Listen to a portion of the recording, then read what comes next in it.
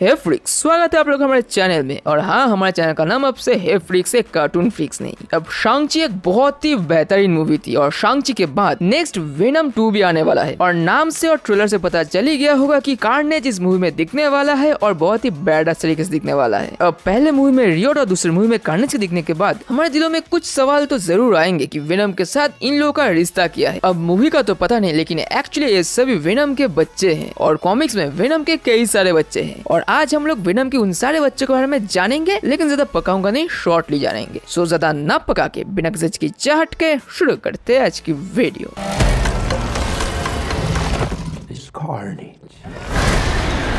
Number 1, sleeper. Sleeper Venom का 7वां बेटा है जो एक अनवांटेड प्रेगनेंसी का नतीजा है। और एक्चुअली स्लीपर एडी और वेनम दोनों का ही बच्चा है। अब पता नहीं वेनम ने किस अंदाज में एडी के साथ गुलू किया था, मगर लेकिन है। और एक्चुअल में स्लीपर को लेके एडी काफी चिंतित और कंसर्न भी था, क्योंकि अगर इतनी छोटी उम्र में स्लीपर किसी के साथ बॉन्ड हो जाता है तो इसका अंजाम बहुत ही बुरा भी हो सकता है। गलत होस्ट के साथ बॉन्ड करने की वजह से वो करप्टेड हो जा सकता है और एक और जालिम दरिंदा बन सकता है। और ऑब्वियसली इसी कारण से एडी ने स्लीपर को एल्केमिक्स में रख दिया था, जिससे कि छोटी उम्र से स्लीपर सुरक्षित रहे और किसी एडेगरों के हाथ न लगे। और सच में आगे जाके असल में स्लीपर एक बहुत ही अच्छा सिम्बियोट निकला था। उसने मुश्किल वक्त में एडी, वेनम और उसके फैमिली का भी साथ दिया था, अच्छाई के पक्ष में उनकी मदद की थी। और एडी के बेटे डिलेन के साथ तो उसका एक अलग ही लगाव हो गया था, इतना कि स्लीपर ने तो डिलेन और नॉर्मी को फेस सिम्बियोट के हाथों से बचाया भी था। एंड देन उसके बाद डिलेन ब्रॉक के साथ उसने बॉन्डिंग भी की थी। और देखा जाए तो स्लीपर के पास कुछ खास एबिलिटीज भी थी जो शायद दूसरे और सिम्बियोट्स के पास नहीं थी, जिसमें से एक ये था कि जब वो डिलेन के साथ बॉन्डेड था तब वो अपने होस्ट के बॉडी से बाहर निकल के भी अपने होस्ट के मुताबिक वो काम कर सकता था, उस हिसाब से रूप ले सकता था और अपने होस्ट के साथ जुड़ा भी रह सकता था। और ये हमें तब पता चला था जब डिलेन ने स्लीपर को अपने बॉडी से बाहर निकल के उसे एक बड़े से वुल्फ में ट्रांसफॉर्म कर दिया था और इविल हाइब्रिड सिम्बियोट के ऊपर हमला करवाया था। Next, Riot. काफी लोग रायोट भी कहते हैं। अब इस सिम्बियोट को तो आपने वेनम के पहले मूवी में देखा ही होगा, इसलिए इंट्रो की कोई जरूरत नहीं, मगर जरूरत है।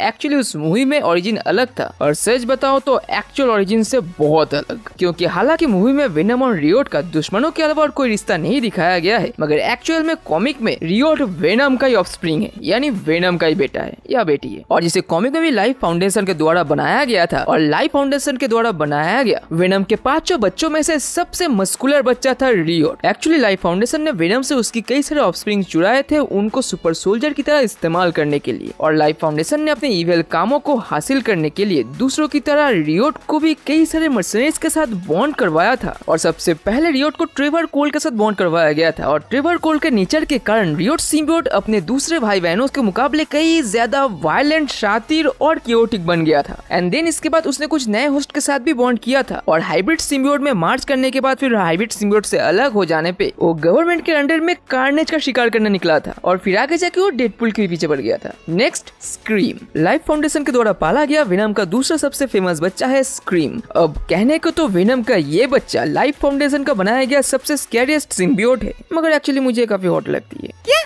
या really it's look like X-Men के जीन ग्रे ने सिम्बियोट के साथ बॉन्डिंग कर ली है। हाय दैया, जो भी हो छोड़ो। एंड ऑब्वियसली वेनम की इस बच्चे को भी पहली बार लीथल प्रोटेक्टर में देखा गया था। स्क्रीम सिम्बियोट लाइफ फाउंडेशन की सिक्योरिटी गार्ड डोना डियागो के साथ बॉन्डिंग की थी और उसकी पहली टकरार स्पाइडरमैन के साथ हुई थी, जिसके बदौलत स्पाइडरमैन स्क्रीम का पीछा करते करते लाइफ फाउंडेशन में आ गया था और लाइफ फाउंडेशन के सारे कांड के बारे में जान पाया था, थैंक्स टू स्क्रीम। जिसके बाद स्क्रीम खुद अपने पिता वेनम से मिलने भी गई थी, जिससे कि वेनम उन 5 बच्चों को अच्छे से होस्ट और सिम्बियोट के बीच में कम्युनिकेशन करना सिखा पाए। मगर हर बार की तरह एडी ने इस बार भी मना कर दिया था और हाथापाई हो गई थी। मगर स्क्रीम के मामले में अलग बात यह थी कि स्क्रीम की होस्ट को स्किज़ोफ्रेनिया की प्रॉब्लम थी और सिम्बियोट के इन्फ्लुएंस के कारण स्क्रीम की मेंटल कंडीशन भी बहुत ज्यादा इम्बैलेंस हो गई थी एंड रियली वो पागलपंती करने लगी थी। उसने खुद ही अपने सिम्बियोटिक भाई बहनों के होस्ट को मिस्टीरियसली मार दिया था और सारा ब्लेम एडी पे दे दिया था, जिससे कि सभी सिम्बियोट एडी ब्रॉक के ऊपर भड़क जाए और उसे मार दे। मगर ये प्लान थोड़ा सा लड़खड़ा गया था जब धीरज खो के उसने खुद ही बाकी बच्चे कुछ भाई बहनों के होस्ट को मार के देन खुद ही एडी ब्रॉक को मारने की कोशिश की थी। और उसने ये सब इसलिए की थी क्योंकि उसका मानना यह था कि सारे सिम्बियोट्स एक्चुअल में इविल है। हालांकि वो वेनम को मार तो नहीं पाई थी, मगर इसके बाद भी कई बार वेनम के साथ वो भिड़ चुकी है एंड देन वो हाइब्रिड सिम्बियोट का भी पार्ट रह चुकी है। लेकिन इन सभी कांड के बाद आखिरकार वो वेनम की तरह खुद भी एक एंटी हीरो बन गई थी और अपने पिता वेनम का साथ देके उसके साथ टीम अप भी कर चुकी थी। मगर फाइनली जब एडी वेनम से अलग हो गया था और एडी की सटक गई थी और वो सारे सिम्बियोट्स को मारने निकल पड़ा था, तब हाइब्रिड सिम्बियोट को मारने के बाद एडी ने खुद स्क्रीम को भी बड़ी बेरहमी से मार डाला था। देख के आपका रूह कांप जाएगा कि गरम छुरे से एडी ने कैसे घोप के स्क्रीम को मार डाली थी। नेक्स्ट, लैशर।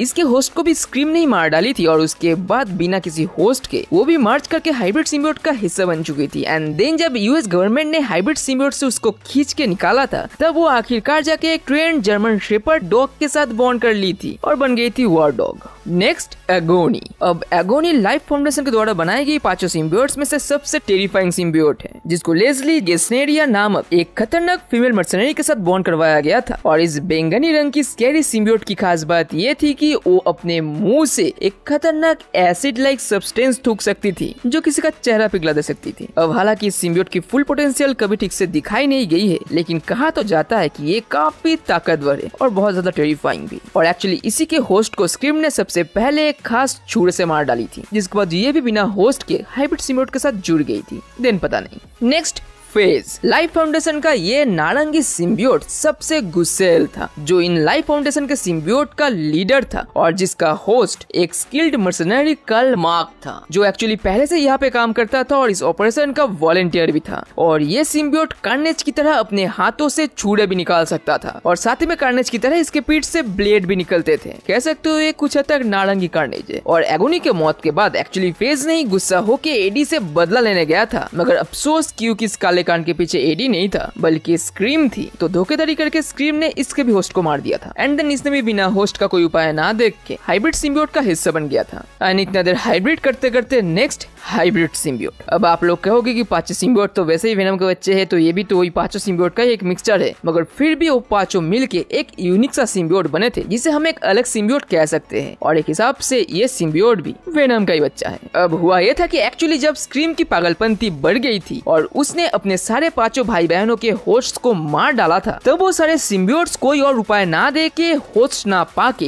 एक साथ मार्ज होके नया सिम्बियोट बन चुके थे, जिसे बोला गया था हाइब्रिड सिम्बियोट। और ये एक ऐसा सिम्बियोट था जिसे किसी होस्ट की जरूरत ही नहीं थी। एंड सच में ये सिम्बियोट काफी खतरनाक भी थी, क्योंकि इसके अंदर बाकी 5 सिम्बियोट्स की पावर्स थी, जिसने आगे जाकर असल में एक एक्चुअल होस्ट के साथ बॉन्डिंग भी की थी। और वो था स्कॉट वॉशिंगटन नामक एक आदमी, जो एक वॉल्ट का गार्डमैन था, जिसके साथ बॉन्डिंग करने के बाद वो बन गया था एक एंटी हीरो। सब अपने बाप पे गए। Next, mania. इसे पहली बार देखा गया था वेनम के वॉल्यूम 1 के इशू 1 में, जिसे मैनियक भी कहा जाता है। और ये सबसे डेडली सिम्बियोट्स में से एक है। जी हाँ, सच बता रहा हूँ, जिसे एक्चुअली वेनम के टंग के सैंपल से बनाया गया था। और वो एक्चुअली सही मायने में वेनम का एक क्लोन थी, और उस हिसाब से वेनम का बच्चा भी, जिसे एक्चुअली बनाया ही गया था धरती के लाइफ फॉर्म्स यानी जिंदगियों का विनाश करने के लिए। और सबसे बड़ी और खास बात इस सिम्बियोट के मामले में ये थी कि ये मैनियक सिम्बियोट किसी भी होस्ट के साथ बॉन्ड नहीं करना चाहती थी। किसी होस्ट के साथ बॉन्डिंग करवाने पे वो उस होस्ट को मार देती थी। पहला रीजन तो ये था कि उसे होस्ट पसंद नहीं था, और दूसरा उसे मजा आता था। अब समझ में आ रहा है ना इसका नाम मैनियक क्यों है। सच बताऊं तो इस सिम्बियोट में सच में बहुत घटिया कांड किए हैं और काफी सारे मर्डर्स भी, जिसके बाद उसने देन जेल की एक कैदी एरिक मूडी के साथ भी बॉन्ड किया था। लेकिन एरिक को मैनिया पसंद नहीं थी और मैनिया से वो लड़ा था और उसे रिजेक्ट कर दिया था। जिसके बाद एरिक मूडी ने क्योंकि मैनियक सिम्बियोट को रिजेक्ट कर दिया था, उसी जलन में मैनियक या फिर कह सकते हो मैनिया ने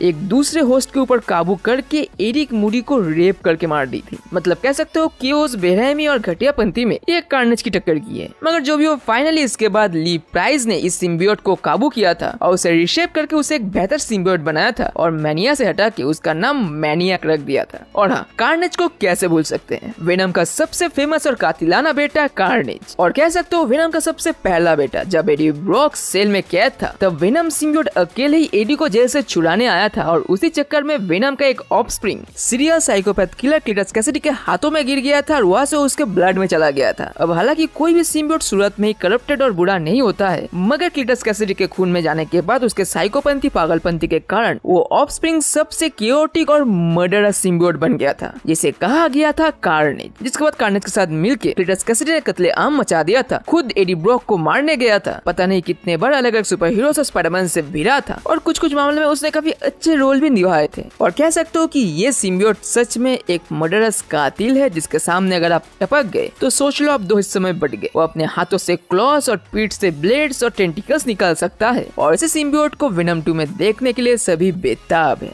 एंड और ज्यादा पकाऊंगा नहीं, बस इतना ही था। वेनम के इतने बच्चे को नहीं मुझे पता है, मैंने बता दिया। आई होप आप लोग को वीडियो इन्फॉर्मेटिव लगी होगी, और अगर कार्नेज की हिस्ट्री डिटेल में जानना हो तो आपको इन दोनों वीडियोस में अच्छे से पता चल जाएगी। मगर आज के लिए बस इतना है दोस्तों, फिर मिलेंगे अगले वीडियो में कंटेंट के साथ, और तब तक के लिए स्टे ट्यून, स्टे सेफ, अपना और फैमिली का ख्याल रखिए, दूसरे की जगह में मदद कीजिए, because you are freaking super hero.